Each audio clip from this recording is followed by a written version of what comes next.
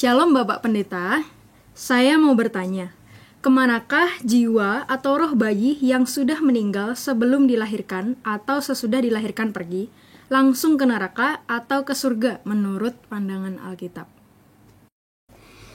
Baik, ini pertanyaan yang termasuk sulit juga ya. Shalom saudara sekalian. Kalau kita perhatikan Alkitab, bahwa Tuhan itu adalah hakim yang adil. Ia tidak bisa dipersalahkan oleh apapun, oleh siapapun, seandainya diadili. Itu sebabnya kita tidak perlu khawatir. Seorang bayi yang bahkan belum sempat lahir sudah meninggal di kandungan misalnya, tentu ia belum pernah berbuat dosa dong. Nah, artinya ia kan tidak mungkin dibuang ke neraka. Ini kalau Tuhan itu adil begitu. Jadi saudara nggak perlu khawatir. Nah, tapi nanti ada yang bertanya gini, kalau gitu enak bayi yang tidak pernah lahir, jadi tidak ke neraka. Ya itu keputusan Tuhan terakhir. Kita tidak bisa mengatur semuanya itu. Yang bisa kita lakukan dan harus kita lakukan adalah, hari ini kalau kita hidup, kita punya kewajiban. Kalau hari ini kita hidup, kita punya pilihan.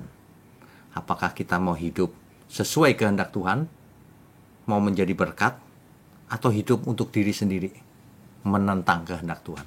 Kalau itu, pilihan di tangan kita. Kalau pertanyaan ini soal berandai-andai ada bayi yang begini, ada yang begitu, ya itu kita serahkan kepada Tuhan. Karena Tuhan hakim yang adil.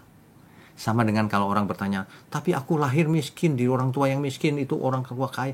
Itu bukan alasan, saudara. Setelah kita hidup ini, bagaimana kita mengambil keputusan? Bagaimana kita menjalankan hidup kita? Alkitab menasihatkan, jangan seperti orang bebal, tetapi seperti orang yang arif bijaksana. Hiduplah takut akan Tuhan. Hidup cuma satu kali. Dan itu pun tidak panjang.